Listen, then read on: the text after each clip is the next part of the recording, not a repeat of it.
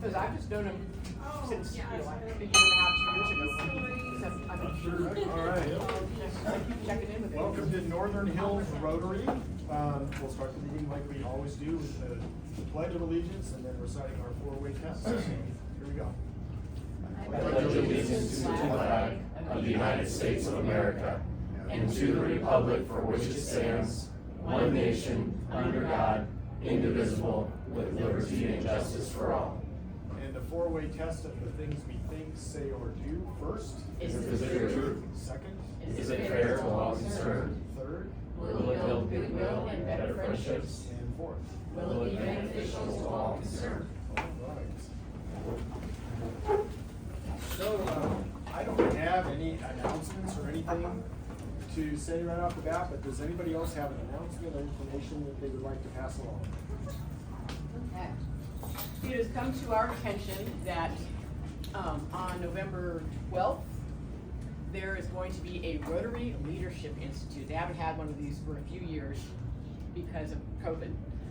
It is a tremendous opportunity to meet other leaders in Rotary that are in the region and just learn about the bigger scope of Rotary beyond what our club is doing, but what the district is doing, what other clubs in the district are doing for their international projects, and what Rotary International is doing. It is November 12th. It's in Rapid City. It starts at 8 and goes till about 1 o'clock. I believe it's the incoming district governor he's the one who's put this together. His name is Bruce Nearhood. And I know we have a little service project that day up in Belfouche. But if there's anybody who for some reason, you know, can attend that, but is interested to RLI? Yeah. Okay, have you signed up for it? I haven't, but I'm going to email her. Okay, yeah, so I think it's November 4th is the deadline. It's free. They'll provide, you know, coffee and donuts and stuff. But it is a tremendous way to learn more about the larger scope of Rotary, and also to network with some of the clubs around here. And you know, if you're in sales at all, you know, there's a lot of leaders who are going to be, you know, up and coming folks who are going to be attending this. So, highly recommend it. If you have any questions about how to sign up, get in touch with me. All right, thank you. I have a quick little one. Go ahead. Okay, so we had a setup this morning here at the Holiday Inn, a pretty big setup, and I think 7 of us were there, and it took an hour and 50 minutes, and it was a big setup. So I encourage you, if you can in the future, sign up for those. The We more have the a better. tear down on Friday. We have a that tear down on Friday. We do need to get in and out of there because they do have a event in the evening, so they want it done as quickly as possible. So Great. 3:30, and so the more the merrier. It helps it go really fast. Yep, so get here at 3:30 if you can, it's back over around this side. In the You'll see us commission. working there, so, great, yeah. And it's absolutely, it's a great way to get to know your fellow Rotarians if you're relatively new to the club, because you're working side by side, you know, pulling stuff down, folding up curtains and stuff, and learning about the business that keeps us from having to self-traffic. Right. Yeah, Right. and it is, yeah, it's our business, so we do appreciate the help. When you have super big ones like that, if you let me know, we can try to find us help. I mean, we can They're always not say, huge. It was 20-some booths, but you know, we can always say, oh, sorry, we don't need you, but at least they can understand that. All right. President Kelly? And then, yes, real quick, as Dana mentioned, we have a service project on November 12th over in Belfouche. That's for putting the windows that we raised money in into the home, and we need 6 Rotarians to be there to help the contractor. He's going to be there and provide his services for free, but he needs us to help do the running so that he can continue to do the work. 9 o'clock, and I did send out an email, so people could check their emails and get in touch with me if they didn't get it and need the information. That'd be great. Thank you. I think we have 3 signed up right now. You and the 12th. Saturday. It's Saturday, about 9 o'clock. Yeah, I got that messed up. Yeah, I know. I You got won't that be there, mixed up. so now I'm I just. will be there because I forgot that I signed up. Okay. So I will not. Okay, so we've got 4 now. What, for the 9? Yep, yeah, and the address is in the email, so if you need me to get you any information, let me know. No, I saw that. Okay, yeah, so. Kelly, do me a favor, I I'm gonna send out an updated list of Rotarians and everyone's contact information. Would you forward that information to Pastor? Yes, I can do that. I just need it.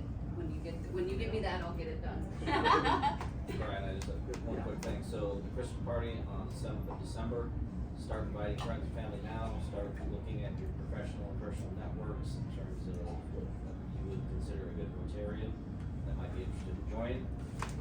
Please invite them. It's half off, $12.50 for a prospective new member. Just identify them when you check in.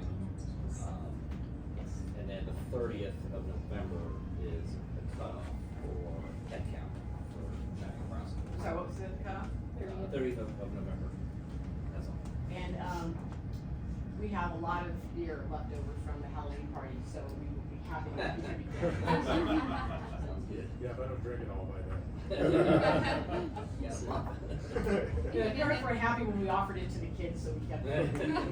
All 250 or however many came in. Anything else? Ooh, that. Oh, you're official. Hey, wow, you can take your breeder badge. Now you're official. Wait, oh, you have one. Hey, nice. You manifested it.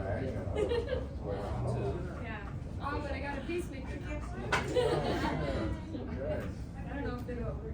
Oh, yeah, nice. Well, I'd like to introduce a guest that we have today. So Donald Lava, and he's a sales associate for United Country Real Estate. And he's visiting our Rotary Club, so we gotta act like we're having fun, act like we like each other and stuff. Maybe he'll join. So thanks for coming. Thanks for having me. Okay, maybe we'll move to Happy Bucks. So we do this, we pass this around. If you want to, you can take the collar out and say something you're happy about. Bead drawing. Bead drawing. We'll do the bead drawing, and then we'll do the Happy Bucks. Correct, thank you. But the Happy Buck is $1 thrown in there, and it pot accumulates, and you win half of it. It's just a way to raise some funds that we can use around. Sure. So feel free to participate or not if you would like.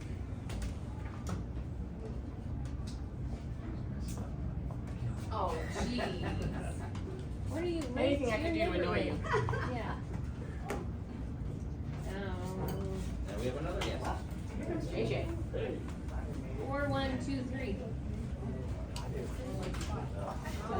Not So me. close.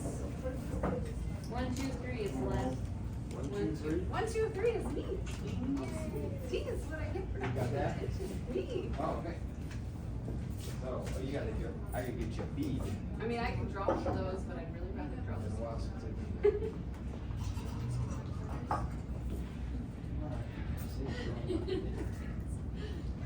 So we start Shake it with out. 52 beads. Okay. Yeah, Pull it out till the yellow one gets pulled, and they win the big pot, Okay. 50% of it.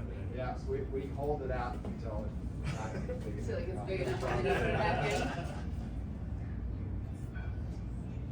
Dang. Okay. At that point too, we're putting in 5s and 10s and stuff, trying. Sure.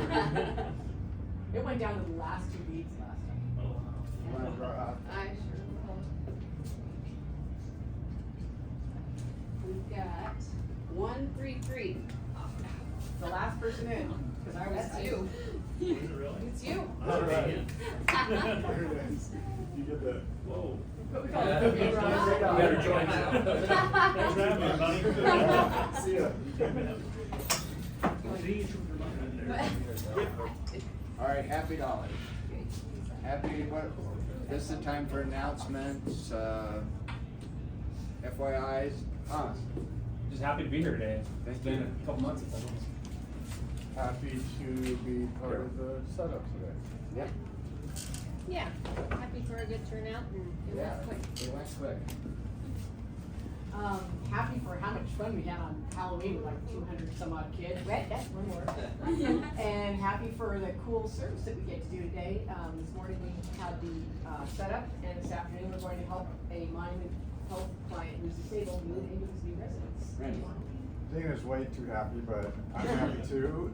Happy that I'm gonna see my wife going to Sioux Falls tomorrow.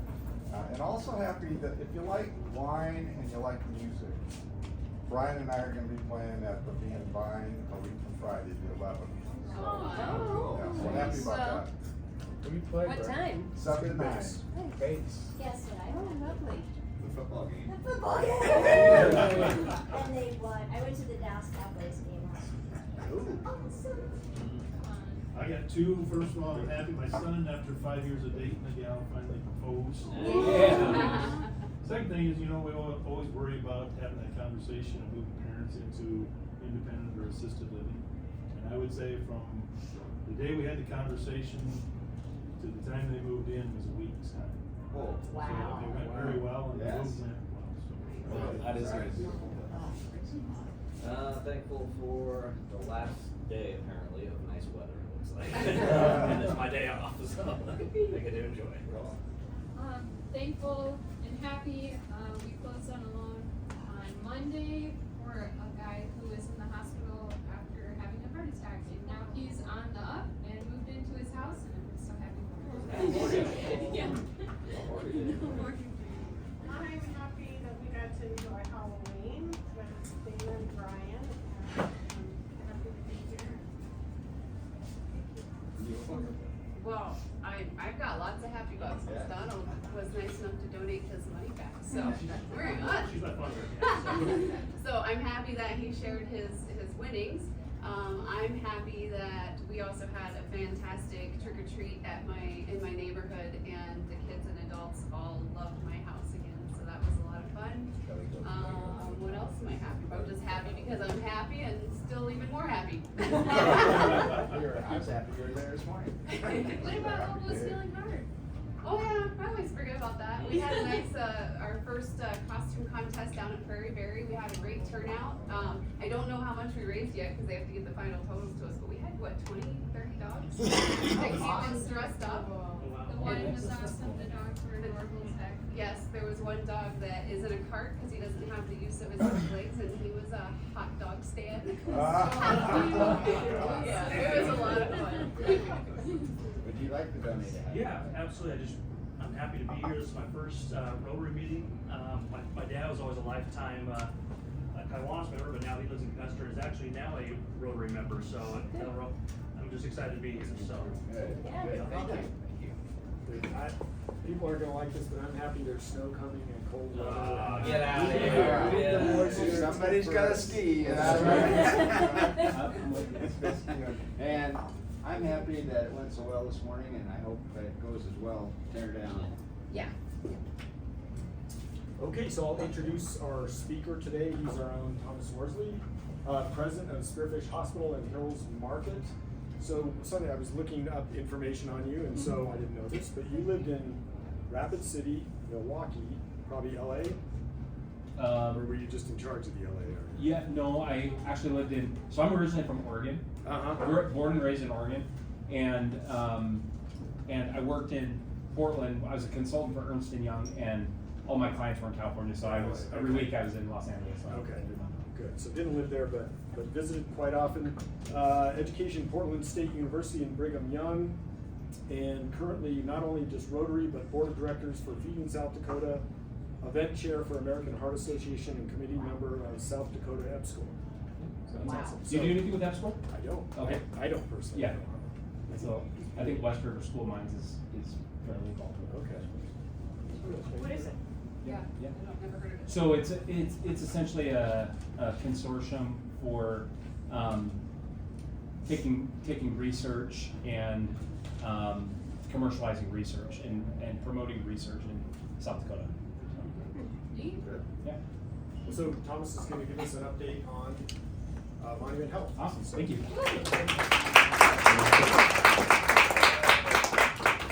Well, I did bring a PowerPoint, even though I don't really like to talk via PowerPoint. I'd much rather. Can I move this at all? Yeah. Okay. So we kind of. I'm taking pictures for Jenny's. We gave an update a little bit ago, but I thought, I was looking forward to being able to share a little bit. I just, in case some of you maybe aren't aware, I always like to share a little bit about kind of what we how we as a health system prioritize ourselves. What are the things that are important to us? And our vision is it starts with heart, and we try to use that in every scenario. So, you know, when we are making decisions, small decisions, big decisions, that is at the forefront. How does this affect our patients? How does this affect our community? We try to empower our employees and our caregivers to always do the right thing for the patient.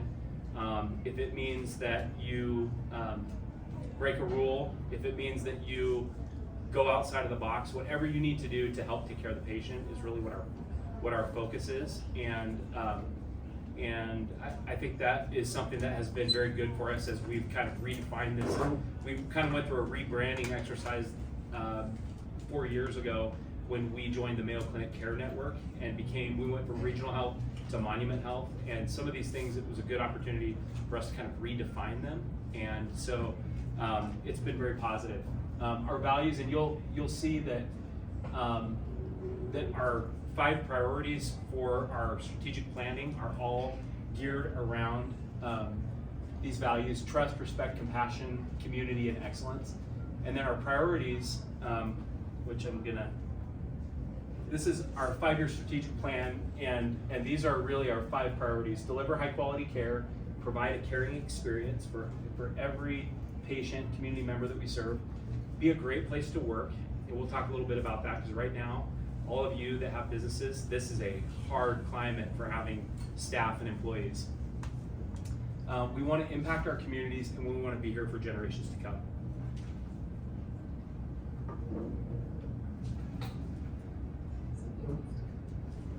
Oh, yeah. Okay. All right.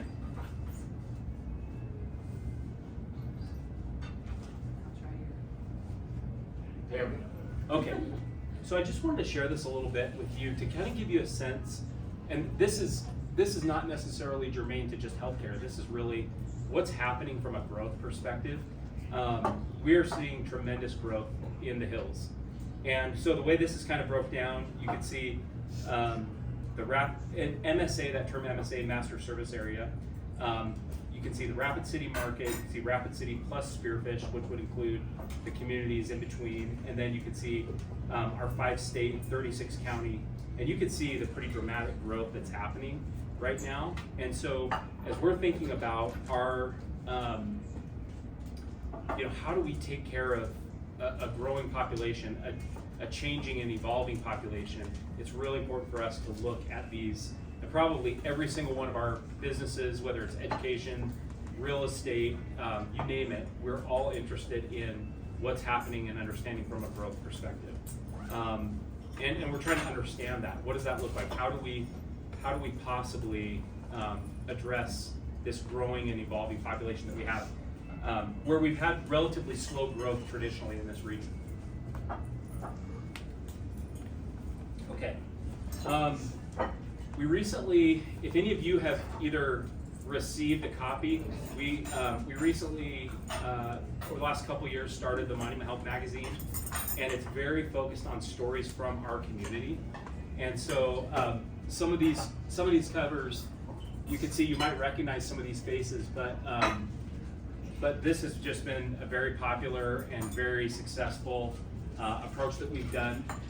This little guy here is from here in Spearfish, and it's just been a fantastic item for us. The other thing that we started in the last, I would say 6 months, is we started a podcast called Doc Talk, and the growth of podcasts. You guys all probably have your favorite podcasts you listen to. There's so much content out there, and these the Doc Talk podcasts are absolutely fantastic. So just recently, in the last month, Andrew Van Osdal, who is a general surgeon here in Spearfish, he is the leader of the bariatric and weight management program here, which is a center of excellence, and we are the only center of excellence West River in Spearfish. So it's not in Rapid City, it's in Spearfish. And Dr. Van Osdal leads that program. So he gave a podcast and just kind of explained it. All the explanation from the physicians they're in lay terms, they're There are things that, it's not a bunch of jargon, it's real life. The moderator of the podcast does just a fantastic job of making it very consumable for those of us who aren't physicians to understand. And so some of the other ones, Dr. Lauren Jones, who's an ear, nose, and throat specialist, he and his nurse practitioner that focuses on allergy recently did one. Dr. Ray Jensen, who is an orthopedic surgeon, talked about shoulder surgery and what goes into that, and a number, and we're gonna have plenty of others of our own local physicians that are participating in this Doc Talk. So if you, I'll make sure that I send it out so that you can know what the link is to get it, but it's just, some of them go up to 20 minutes, some of them are 15 minutes, they're not long, but they're great. And Thomas? Yeah. Just so you know. Yeah. If you wanna just send it out. Yeah. You go into that Club Runner database. Okay. And when you join the club, I Right. give you a password and Yeah, stuff. And then you can send an email out to them. Okay, perfect. All right, I'll do it. You don't have to like cut and paste people's emails in. So one of our priorities is providing a caring experience, and I wanted to share this a little bit so you could see kind of what our this is our patient experience scores, what they've been, and when this whole term top box, what it means is you guys all go to the doctor, whether you go to the hospital or whether you go see your primary care physician or a dermatologist, whatever, and you get this survey back, and we get surveyed everywhere. You know, if you go any place, you give your email address or your phone number, you get a survey. I mean, the surveys are so important to us. We read every single one of them. If I get a survey where there's some kind of opportunity for improvement, I go and talk to the team, not in an accusatory, punitive way, but just how can we be better? And so these scores are really important to us, and the comments are even more valuable. But so the top box, what that means is if we give a survey from a 1 to 5, where the scoring system is 1 to 5, we want to look at what is the percentage of those scores that are 5s, 4s and 5s. And then on the hospital score, it's a 1 to 10, and we're required to have that scale. And so we're really looking at 9s and 10s for the hospital score. And that's what the top box represents. So when you see, 79%, that means 79% of those respondents gave a top box score of a 9 or a 10 or a 4 or 5. So I wanted to share this because COVID was a very difficult time for us. We were requiring patients to mask. I'm sure every single one of us, we could have a whole day where we talk about masking and vaccines and all those kind of things. That's not what we're going to do today. But it was very challenging during that period of time to still maintain that same level of patient experience. And so it was great to see, we did have some ups and downs, but to see that trajectory going in the right direction for our patient experience scores, which was very positive for us. Going the wrong direction here.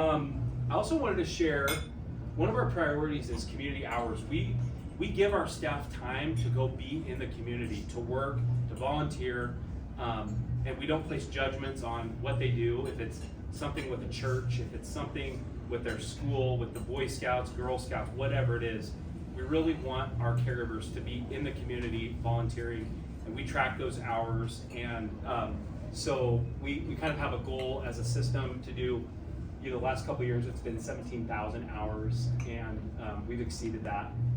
And so that's something we're proud of. It's something we're trying to continue to grow, because again, we are a part of each of these, Spearfish, Lee Deadwood, Sturgis, Custer, Rapid City. We want to be in the community, and we want to incentivize our caregivers to participate. So I want to share this. This is neither a good or a bad. This is just something that kind of to the comment I made earlier about being a great place to work. This is a really tough employment environment right now. So we are, we're a healthcare organization, but we're in the business of, people taking care of people. We need people. We can't do things virtually. Some things we can do virtually, but we cannot provide, the level of care that we need to with, artificial intelligence. We need people. And so what we're seeing right now is we'll have vacancies, and it used to be that we would have a nice lineup of candidates waiting, you know, the next person up, and we're seeing a real kind of lack of applicants right now. And so our turnover rate, we did have a little bit of a spike last year, and there's a couple reasons for that. You know, if any of you, and I think we at one point talked about this, there really was a growth in clinical providers that do travel work. So they say, you know, I'm gonna go and I'm a nurse and I'm gonna go work in Chicago because they're gonna pay me, you know, 3 times what they're gonna pay me in Spearfish, for example. And so we lost some people during that period of time. And that, you know, from an organization standpoint, that's a challenge for us. It's a really, really tough thing to manage. It's a tough thing to, how do we incentivize folks to, when those dollars are out there so significant. And so we did see a little bit of a spike, but we also have seen that kind of coming back down. The industry standard of turnover, if you look at any hospital, is kind of around 20%. It's really hard work. There is, you know, generationally, I don't ever like to make negative comments about any generation, but I would say our younger generation has a bit more of a kind of a transactional relationship with the employer versus, you know, where it's not a loyalty thing. I don't want that to come across as negative. It's just, you know, I'm going to work here for this period of time, and then I'm going to work here for this period of time, and so that's just a dynamic I think that is something that we it's part of the workforce now, and so we're trying to think, how can we embrace that? How can we be a landing spot for good caregivers that want to contribute? So the industry kind of hovers around 20%. And we've been a little bit under that, and we're kind of right at that 21% right now. We're currently, we run in fiscal years, so we just completed our fiscal year in July. We're now starting in fiscal year 23. So, Quick question. Yeah. So when they're offering 3 times what they could be making, Yeah. is that centered around major metropolitan areas that maybe have funding to offer that?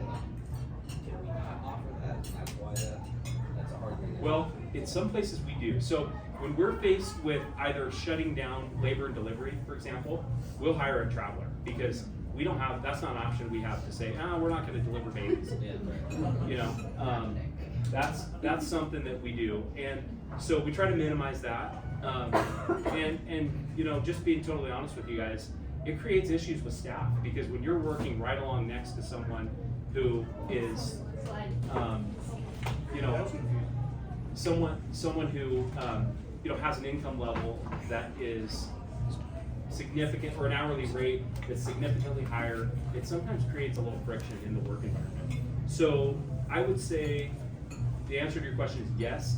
I think you do see some of those rates higher in metropolitan areas, but for example, the Rapid City Hospital has about 200 travelers right now, and it's just a lack of staffing, you know. And so that's why we are investing a lot of money in conjunction with Black Hills State University and SDSU.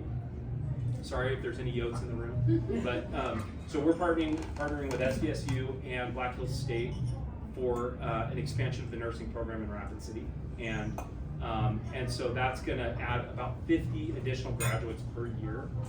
So it's a little longer term strategy, but it's still really important that we do that. Yes, Dana. For the short term, while you're employing these Yeah. traveling employees, what do you do for housing for these folks? Yeah. So that's a great question. Yeah. So it's kind of it's a mixed bag. You know, we get some folks that come in the summertime. We've had a few that they're a little more nomadic, and that's what they do is travel. Some of them have brought trailers and stayed at Elkhorn Ridge, for example. They down in Custer, for example, it's real common in the campgrounds to bring trailers and stay down there. A lot of it is word of mouth. You know, can I rent a room? And the travel agencies all have different arrangements. Some of them give them a stipend for them to be able to come and find a place to live.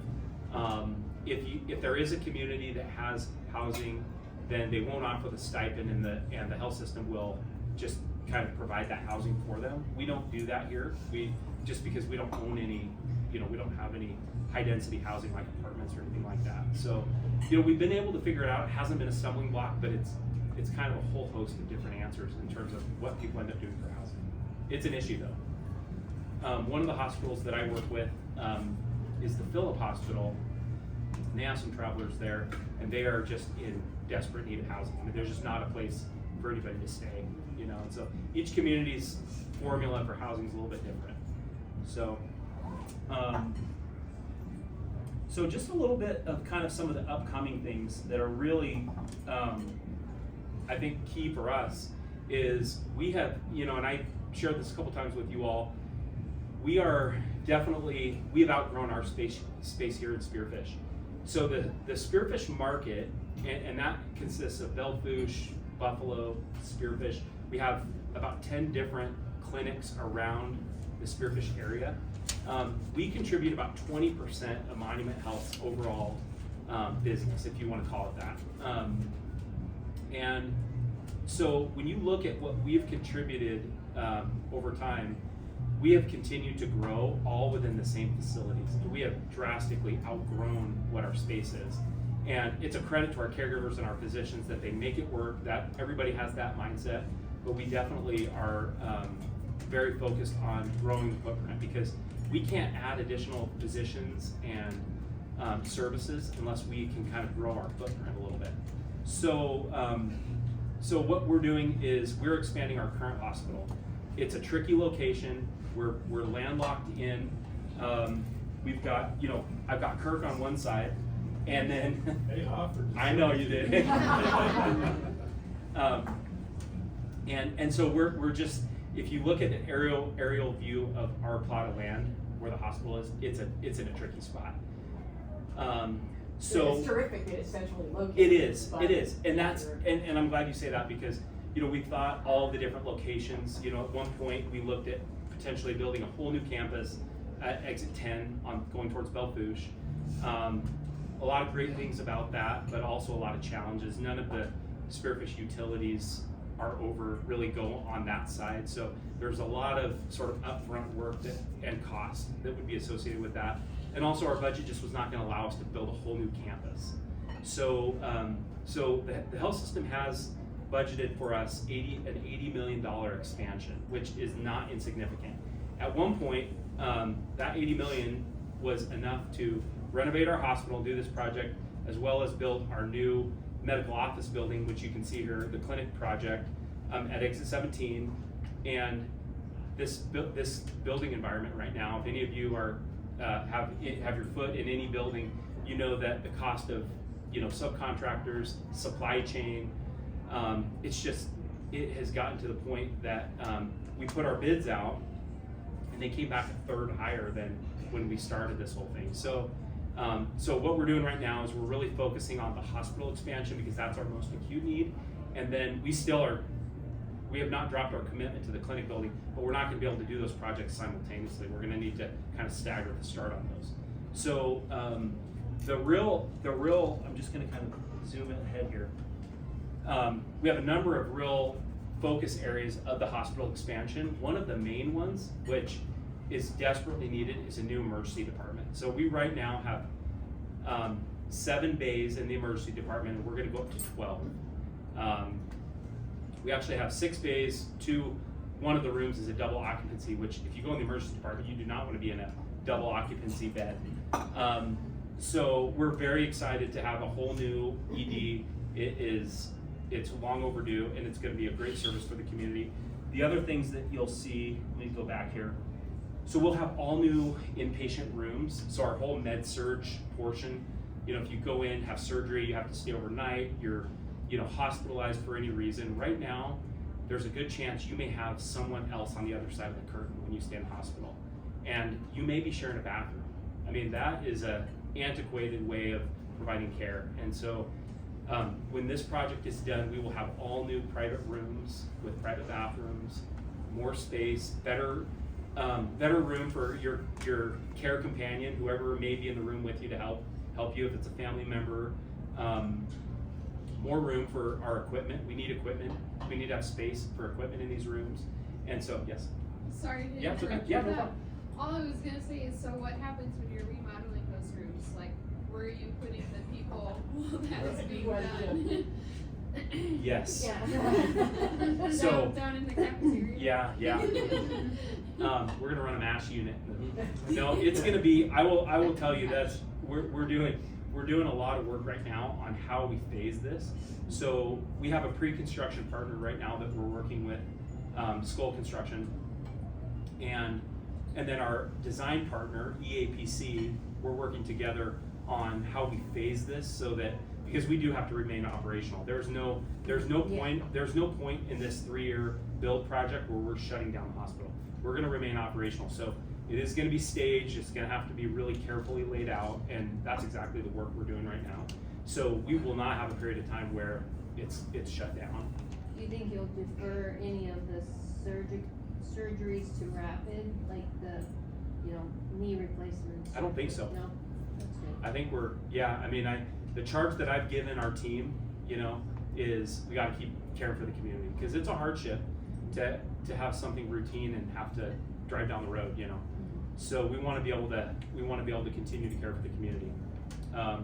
So we'll have new inpatient rooms, we'll have a whole new surgical, we call it a perioperative, so that's everything from the beginning, your pre-op, all the way through recovery, all of that central sterile. In a hospital where you're doing surgery, you have to devote significant resources to all of the cleaning and sterile processing that has to happen, so that will all be new. We're really looking at what of our current equipment can we repurpose for the new project, and some of it is new, some of it has its useful life is, we've long past that, so we are gonna have to have some new things, but we're trying to carefully plan every dollar so that we can stretch it as far as we can. The out-of-date equipment is any of that stuff that Rotary could send into Ukraine or anything like that? Maybe. So one of our,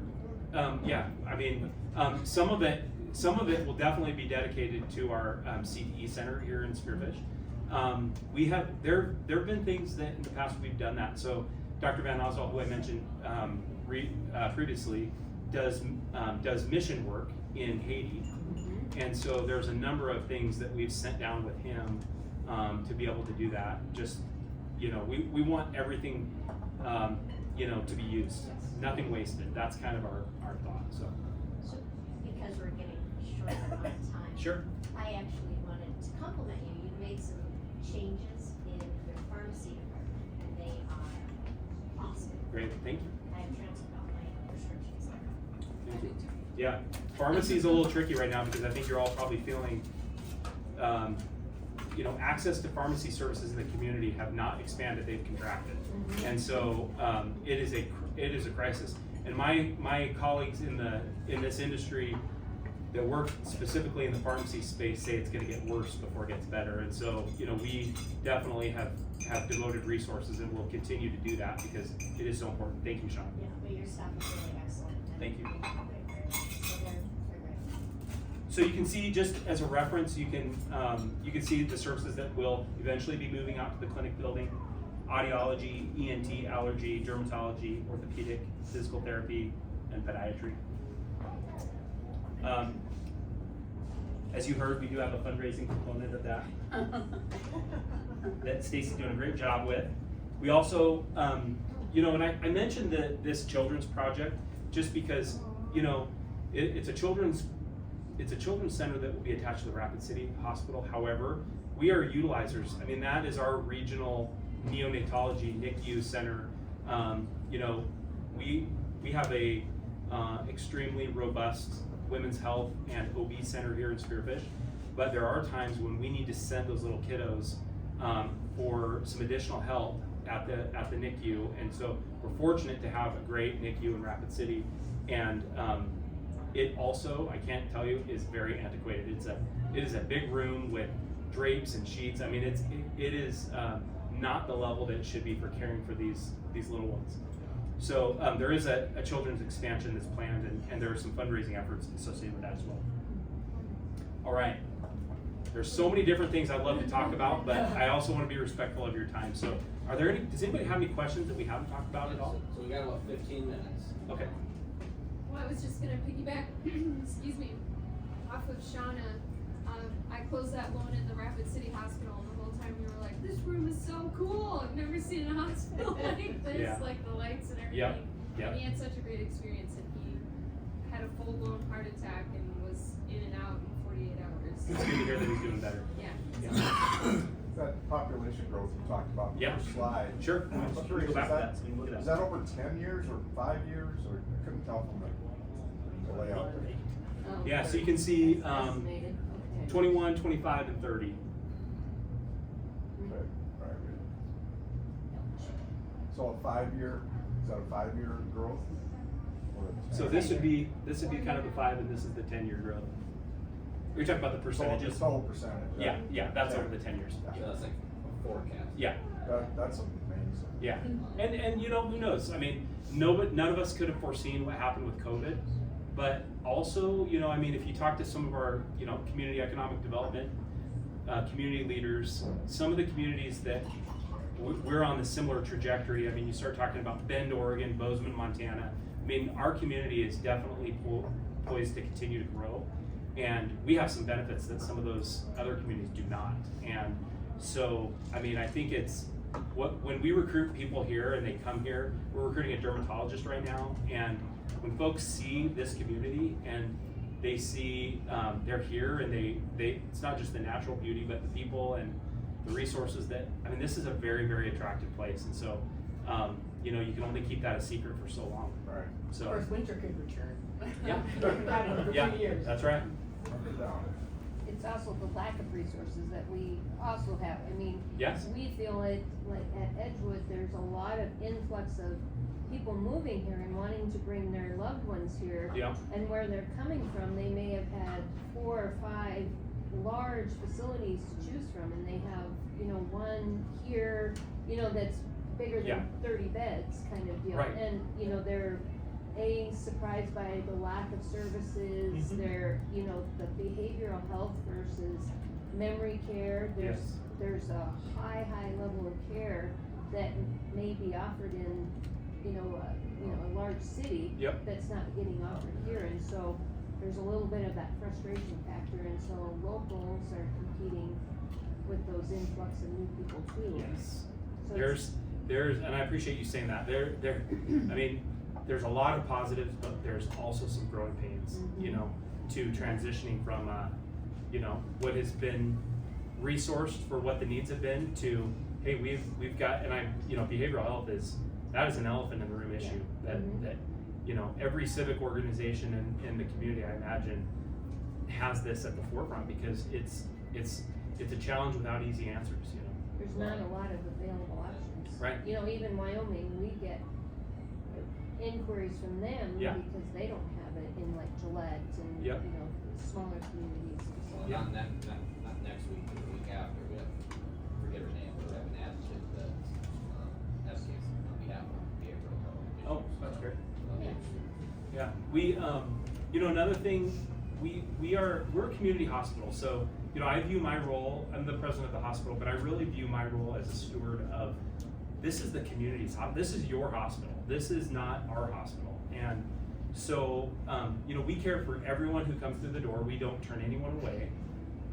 There are health delivery locations in our region that don't serve everyone. You know, we kind of jokingly say a wallet biopsy, you know, where they make the assessment of whether they can care for someone, whether or not that person has the ability to pay. And the reality is that we're in this for the long haul. We want to take care of the community. We have a diverse community, and we love that. That's what is very important to us. We want to be able to care for everyone. There are things from time to time that people have to leave the region for. That's a great thing with our affiliation with the Mayo Clinic. It's a very warm, smooth handoff in the event that someone does need that higher level of care. And you know, whether it's Mayo or whether it's, you know, the University of Colorado, there are other places where people do from time to time need to go where their medical need exceeds what our capability is. And that's just sort of the reality of what our services are. When you say capability, does that mean equipment, or does that mean expertise from the doctor level? Like, what does that mean? It could be a combination. It could be, so for example, you know, we just recently hired a Dr. Kim that is an expert on certain types of strokes. So there were pretty severe strokes that we were having to, in some cases, life flight to Sioux Falls or to Denver, that those patients are able to stay in the region now and receive fantastic stroke care. And there's other examples like that. You know, the Rapid City Hospital is a level 2 trauma center, and typically the things that impact your designation as a level 1 or level 2, and incidentally, there's no level 1 trauma centers in the state of South Dakota. Both the Sanford Hospital as well as Avera McKinnon are both level 2, similar to the Rapid City. But typically the things that, it's volume, but it's also, you know, we don't do, the Rapid City Hospital doesn't do solid organ transplant. So if someone needs a kidney or a liver transplant, we don't do those. We don't have a burn unit. So in some cases, severe accidents where someone has severe burns, so we treat, you know, burns that are more minor, but you know, a severe life-threatening burn, a lot of times those patients will be transferred outside the region. And so that's, you know, down the road, that is an opportunity. But the one thing I'll mention, just, and again, I know we're running tight on time, but we have a great relationship with Mayo. So for example, if someone is receiving cardiac care and they want to have a second opinion, like, hey, I just, you know, my physician is saying I need a cath or I need a surgery, and I really would feel more comfortable having a second opinion. We make that second opinion very smooth with the Mayo Clinic provider, and we've got a great relationship, and they may say, hey, you know, we'd like to take another look at that. Maybe it makes sense for transfer, but in most cases they say, yeah, you're receiving the care the same care plan we would recommend, or a cancer treatment. And so it's good to have that as a partnership. We have about 8 minutes left. I have 2 quick questions. Yeah. The closest Trauma One Center, is that in Colorado? Yes. Yeah. And then my next question is, Yeah. the new clinic, is that going to be in addition to the 10th Street, or is it going to replace it? So, in addition, so the 10th Street Clinic is largely primary care and our urgent care. So we've outgrown that building as well. So, you know, this, as exciting as all these projects are, it will not meet all of our needs. I mean, our needs exceed what our budget is. And so that's definitely something on our, as we think about, you know, 5, 10, 15-year capital building timeline, that 10th Street Clinic, we've exceeded. We're going to be full with our next provider that's joining us. So we will continue to have needs. What is your, oh, sorry, Yeah. go ahead. I was just gonna mention, Yeah. you know, one of the things that stands out, I've had the opportunity in both here and Rapid City, was how much, what a higher level of personal service you got out of your staff than I did out of Rapid City. I think that needs to be complimented to Thank you. you and your Yeah. staff, that really makes a difference. You know, they're so attentive and you just kinda get lost down in Rapid City. Yeah. I'm sorry, I'm not trying to put No, down Rapid no, it's City, okay. but Yeah, and it's, I appreciate that feedback, and you know, I think folks feel like, hey, you know, I'm caring for my neighbor, and definitely we have some of the advantages of, you know, we do have a lot of providers and a lot of specialties in the community here for a community this size, but we haven't lost that small personal, which, you know, if you lose that, then you sort of lose who you are a little bit. So thank you. So with regard to recruiting talent, Yeah. so like doctors, nurses, what's your greatest obstacle? Is it like salary? Is it? So I'll kind of answer that in 2 different ways. So we are fortunate right now. We are not having trouble recruiting doctors. I mean, this community, I will say, recruits itself.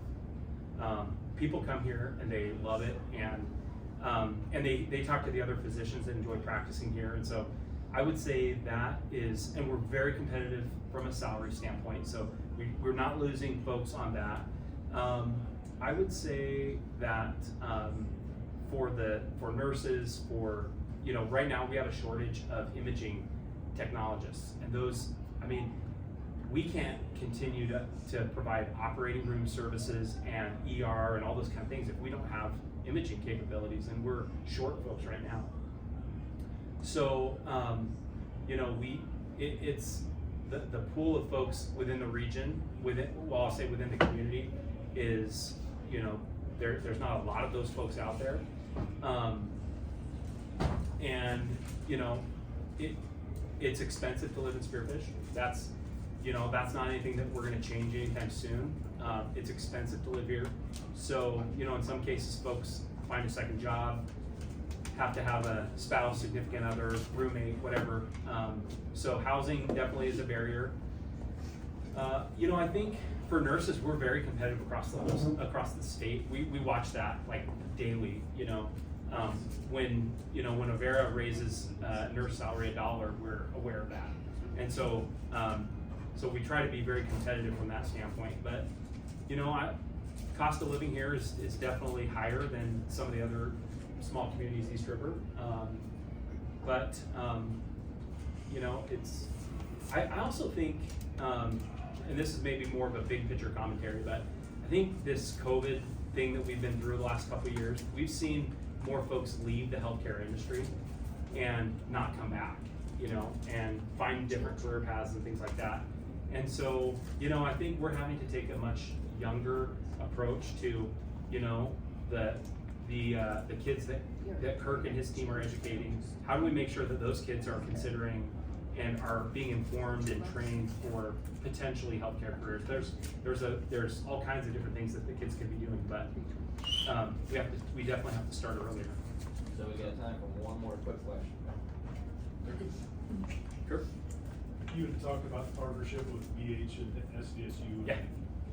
How much of a partnership do you have with Western Dakota where the turnaround time, especially for an LPN and maybe an RN with an associate's degree, do you have much of a partnership with them? We do, yeah, we do. And it's everything from, you know, phlebotomy tech. We have our real strong imaging relationship is with Mitchell Tech. And so we do work very closely with Western Dakota Tech, and you know, and we, you know, offer instructors because, you know, that's a challenge. So how can our folks help with instruction and equipment that, you know, to do simulation? So I would say we have a good relationship with Western Dakota Tech. Can I talk? Yeah.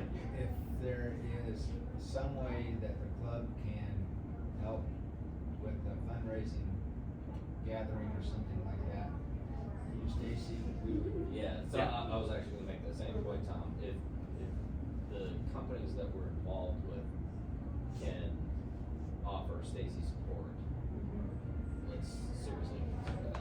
Yeah. Well, anyways, I appreciate each of you. You guys, this is an incredible group. Thank you for your engagement, and I'll stick around if you have any other questions. So thank you.